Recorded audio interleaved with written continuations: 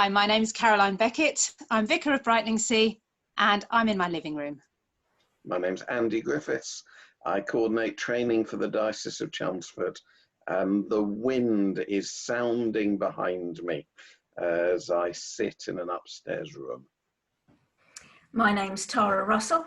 I'm the project lead for mission and ministry with children and young people in the Diocese of Chelmsford, and I'm sitting in my kitchen in Witham. And together we are at a distance, rethinking Christian leadership.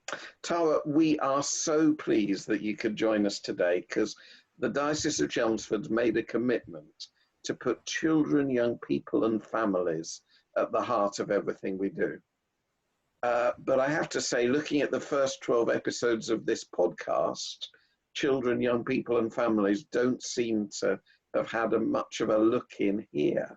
So what does Christian leadership look like with your perspective? Okay, well, to me, it looks like a family with all the members of that family sharing, listening, loving and supporting one another, with a shared love of Jesus at the heart of all decision making and informing individual and collective thoughts and actions. From my perspective, Christian leadership isn't about telling people what to do or how they should live. It's about living a God-filled and directed life. A life, hopefully, full of love, kindness, humility, all those fruits of the Spirit that you read about in the Bible.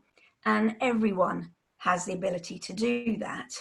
And it's not bound by your age or by any qualification that you might have. And I guess when Jesus wanted to show his disciples what leadership looked like, his move wasn't launching a 17-episode podcast about it. Nope, you're absolutely right. Even if they'd had them then, probably that wouldn't have been his preferred method. No, he took a child and he placed them in the midst. You know, when I read the Bible, I am taking part in the big story of God and his love for everyone. Jesus, who was God with flesh on, knew the best way to communicate with us as humans was to tell stories. And I tend to think that if Jesus did it, then it was probably a really good idea. These stories inform us of who God is, who we are, and what could be. They take ideas that are countercultural and they put them into a form we can not only understand with our minds, but it also enables us to see ourselves in the light of God's purpose for our lives. The storytelling is interactive, it's immersive, and it's thought-provoking. Stories allow us to see, hear, and feel things that we might not have done in our own physical, everyday experiences. Stories allow us to dream of what could be or what we could be. Put Jesus at the heart of that story, and those stories, well, they change the world. It's beautiful, and it fits exactly with what Caroline and I have been talking about. We reckon that community organising, among other things, is a process. And the first step was organising or community building, and the second step was listening, and the third step we've been talking about was planning, and now we've reached the fourth step, and we're calling that action through public storytelling. And we have another tool to share with you. You'll remember the tools we've looked at so far are called the one-to-one, the house meeting, and the power analysis. And now we come to Heart to Heart. Heart to Heart is a very short book by Caitlin Burbridge, who used to be a community organiser in Colchester, but has now got married and changed her name to Caitlin Harland, and is on staff at the Centre for Theology and Community. If you're accessing these podcasts through atadistance.card.co, then you'll find the link to CTC at the top of the page. And if I was a vicar, and maybe one day I will be a vicar again, I'd give every member of the church a copy of Heart to Heart. That isn't a particularly generous act, because actually it's available for free download on the CTC website. And then I'd spend one Sunday morning a month with church members for several months as we learned storytelling together. Seriously, Heart to Heart has everything you need. The first 3 chapters tell us all about the value and the benefits of stories for individuals and for congregations and for community organizing. And they give a worked example of a testimony. And chapter 4 gives us 3 tips for storytellers. And then chapter 5 is more like a workbook, talking participants through telling their own stories and gathering other people's stories and helping them tell theirs. See, church is a great place for all people to learn new skills and try new experiences.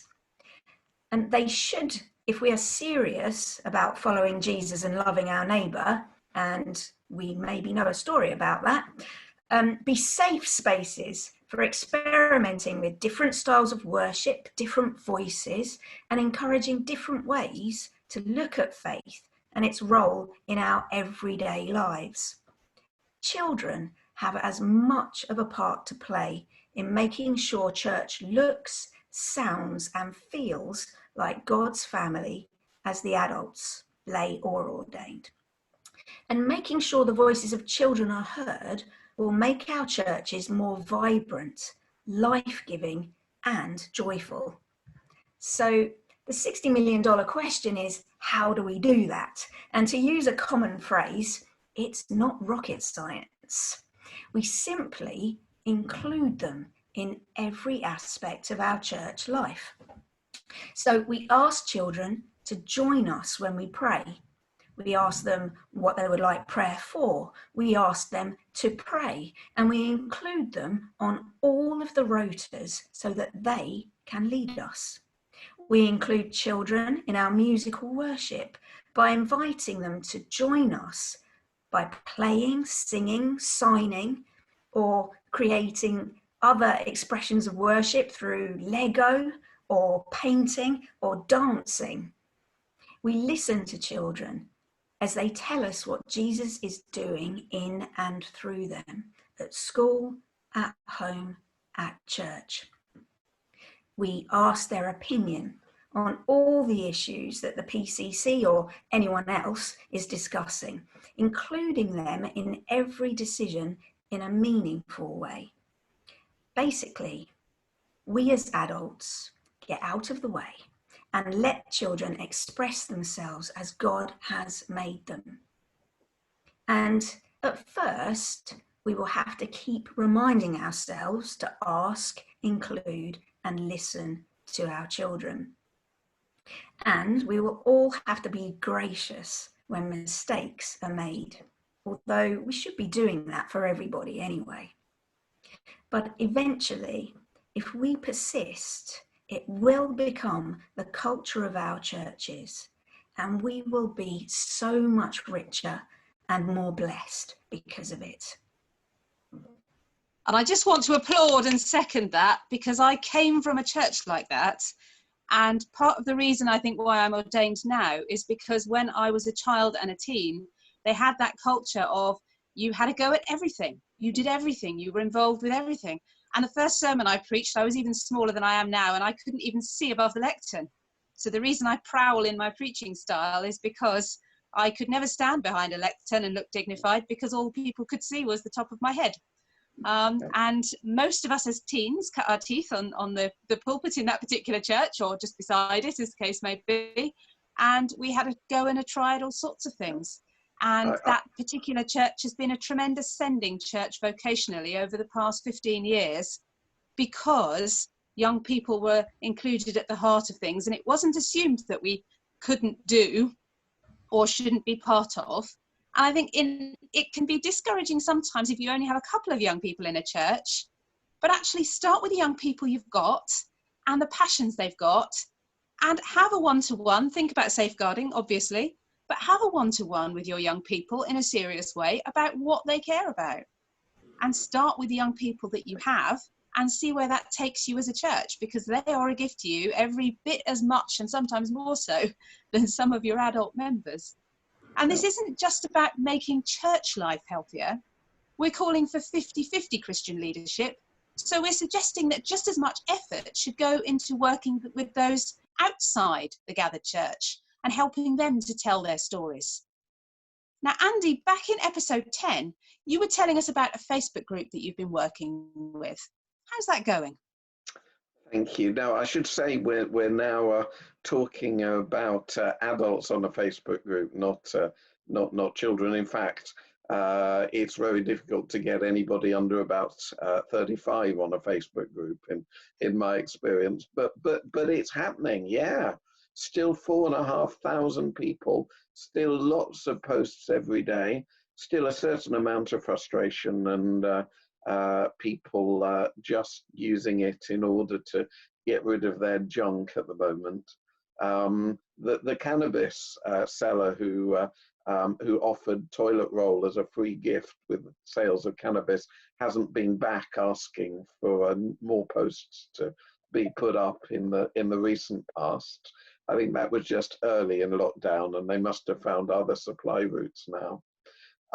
But no, as I was telling the story, we went through the stages of community organising. We did the organising bit, lots of stories, lots of fun, lots of keeping together, lots of silly songs. We did the listening, and people have really been telling us their stories. So one of the things we've been talking about is parking at Broomfield Hospital, because that was an issue that came up. And 56 people have shared a story about how that's worked for them. And we're therefore able to move to a point in planning where I've had local councillors from 2 different parties getting in touch saying, can they interact with this group? Because that's where they're getting the stories that they need to hear about car parking at Broomfield Hospital. Brilliant. So in the planning stage, we did like a democratic version of the World Cup with groups and results, and then moving on to the final. And we've now come up with 7 pledges. We're calling it the Chelmsford Community, the Chelmsford Citizens Pledge. And some of those are individual things like smile and don't sweat the small stuff. And some of them are things we have to organize in order to get done, such as connect communities together. I don't know what that means, but that's really exciting. And sort out parking at Broomfield Hospital and ask the council to put in more cycle lanes, that sort of thing. Because those are the issues that came out. So what we're doing this week is every day we're taking one of the 7 phrases in the Chelmsford Citizens Pledge and asking people to say for each of those pledges, how is that going to change your life if you make this pledge and live accordingly? And we're aiming for 24 stories or wishes that are expressed for each of those 7 pledges. And then we'll get together. Then there'll be some sense of a citizens' organisation that will grow out of that pledge in due course. I don't want to hurry it, and I want to keep it fun and very story-ish. I don't want it to become a bureaucratic structure that just relies on a committee. I want it to be quite dynamic and fun moving forward. And there will, of course, be opportunities to involve young people in that, because you've got the 6-week school holiday coming up. So some of the bits of that happened during lockdown are inevitably, there are going to be children around and involved and what have you, I would imagine. But I wonder what your 6 pledges would look like to a child and what children might make of them. then we should ask that question. Absolutely. Okay, there we go. When we've gone through the 7 of them with the adults, let's do it again and say, if you have children and young people in your home, can you ask them to say what this looks like for them? Yeah, well, thank you for suggesting it, because I hadn't thought of it. And that's probably part of our problem, that people like me don't naturally think quickly enough about how do we get children involved in this. I mean, like Caroline, I preached my first sermon at the age of 14, which is interesting because I became a Christian when I was 13. So it was really quite early. And certainly when I was a vicar, I had at least one 14-year-old and another 16-year-old who were on the regular preaching rota. But of course, if you do that, you have to accept preaching is going to look a little bit different. And that's good for all of us. Yeah, and they do say, don't they, that the shortest distance between a human being and the truth is a story. And I think young people are quite story orientated, possibly more so than adults. And the other wonderful and fabulous thing about involving young people in community organising is that they don't always have a fixed idea of what's possible and what's not possible. So whereas adults will run an idea through what they already know or what they think they already know and say, well, that's impossible, and take it off the table, young people don't have that same set of grey filters. And so actually ideas live longer and breathe and grow and connect with other things when you work with young people in a way that perhaps they don't if you work with people who are too accustomed to simply agreeing with the system. And for somebody to change the system, you need somebody who's not been crunched under it for too long sometimes. And so I think there is great breadth and life in involving young people in these conversations. And I think the interesting thing will be, we've had a question we've been sent. Micah asks, do you think churches will be meeting again before the new year? And I'm gonna bat that to Andy first, but then I've got something I want to say about young people and churches on the back of that. But first of all, Andy, what do you make of that question? So first of all, I want to say, Micah, thank you for your question. And we really want people to send us questions. And they can send them to me at randomlyandy@live.com. Or me at revcarolinebeckett@gmail.com. So Micah's question was, do you think churches will be meeting again before the new year? Micah, I really don't want to start by arguing with your question. I do get what you mean. I promise I do. But here's the thing. Churches are continuing to meet. I know they're meeting online, and they'll go on meeting online for the rest of 2020 and into 2021 and long after. I get that's different, but I really don't want to accept that isn't sort of, I don't want to accept that is less real than physical church. I think the two are equally real. And I reckon that people are going to need 4 kinds of church. Number one, they'll need online, fairly traditional church, maybe live streamed or recorded from church buildings. Number two, they're going to need physical space church, which looks a lot like what we were all doing before Corona time. Number three, they're going to need physical, fresh expressions of church. Things like messy church and forest church. I reckon when we start meeting up together, forest church is suddenly going to look really attractive to a lot of PCCs. And number four, we're going to need new democratic participative forms of church online.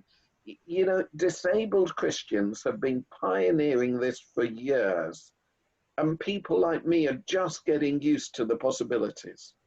And I reckon the big area of growth in church life is likely to be that fourth kind. But they'll all be important, and I want to say they are all church.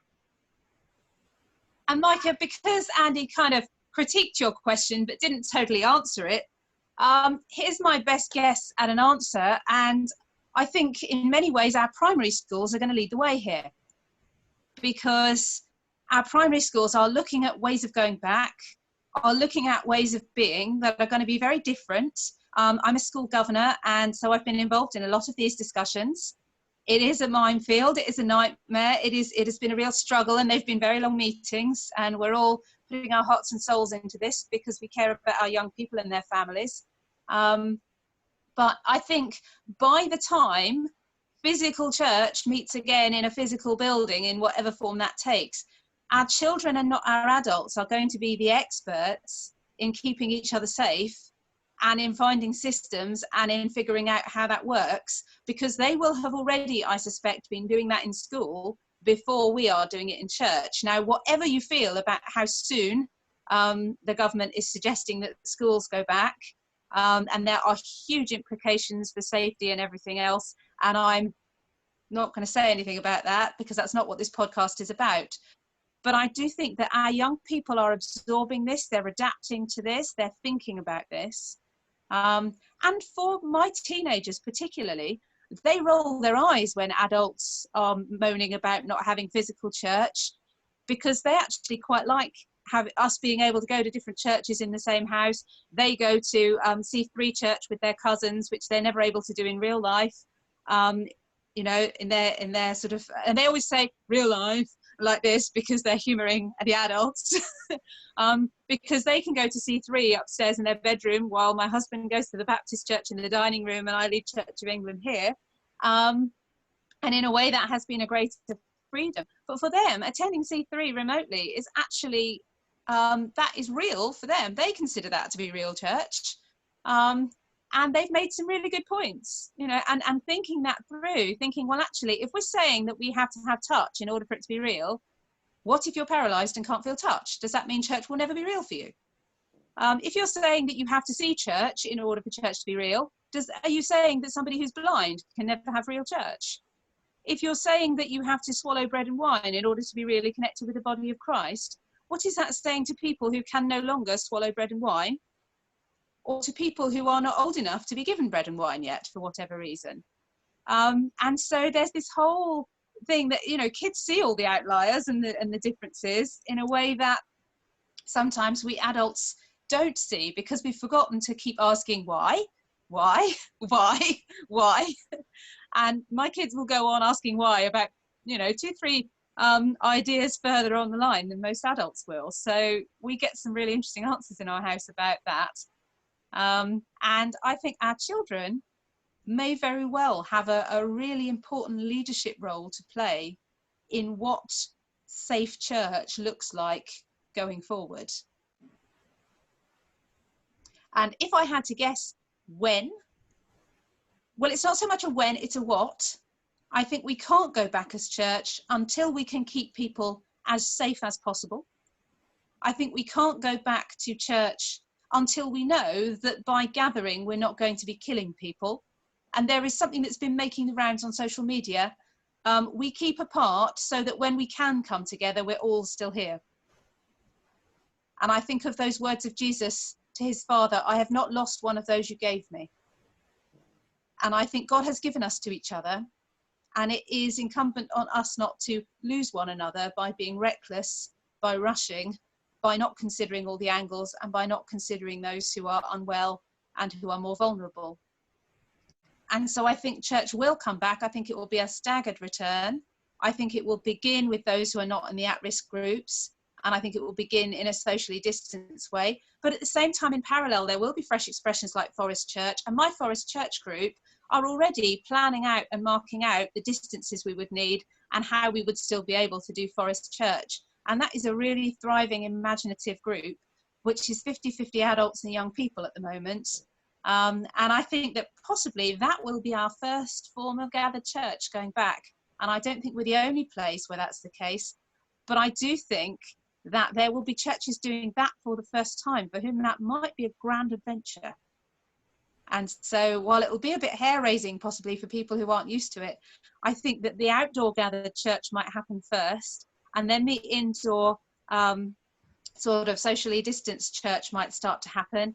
And then we might see our way through to thinking, well, how do we make this fair and make sure that everybody has equal access? And those are going to be questions that are really important. And I think the online is going to need to remain, it's going to need to remain in existence for a long time, long enough that it will become tradition.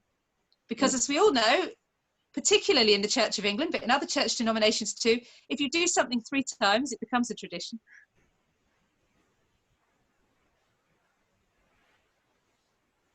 Absolutely. Tara, what's your perspective? Well, I have absolutely no idea when we'll be able to meet in buildings again, and I've given up trying to foretell the future in any way whatsoever. But I really think that this season that we've been in has given us the opportunity to rethink. And I think it's helped us to make church more accessible for more people. I love the fact that children, young people and their families who would struggle to get to a traditional church service held at a certain time on a certain day in a certain place can now be part of a church family by accessing it online and at different points when it works for them. And for me, that means that the church feels so much more open than it has done before. And I have to say that I just thank God for that. And I do too. And just to be provocative, it is interesting that we say that physical, ephemeral, one time, one place church is somehow superior to church that you can access anytime, any place, without restrictions, where the door is always open. And of those two descriptions, I understand that really embodied ministry is important, and it really is, and Jesus literally set that child in the middle of them physically, but at the same time, that second description of church sounds a lot like God to me. Tara, thank you so much for joining us. We've been At a Distance, Rethinking Christian leadership.